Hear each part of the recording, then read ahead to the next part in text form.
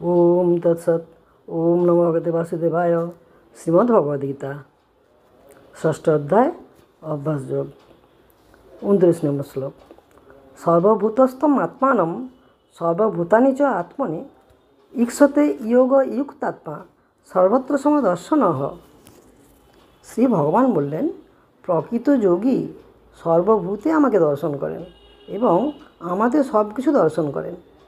যোগযুক্ত আত্মা সর্বত্র আমাকে দর্শন করেন। 30 নম্বর শ্লোক। ইয়ো মাম পশ্যতি সর্বত্র সর্বঞ্চ ময়ি পশ্যতি তস্যাহম ন প্রণশ্যামি স চ মে ন প্রণশ্যতি। যিনি সর্বত্র আমাকে দর্শন করেন এবং আমাতেই সমস্ত বস্তু দর্শন করেন, আমি কখনও তাঁর দৃষ্টির অগোচর হই না এবং তিনিও আমার দৃষ্টির অগোচর হন না।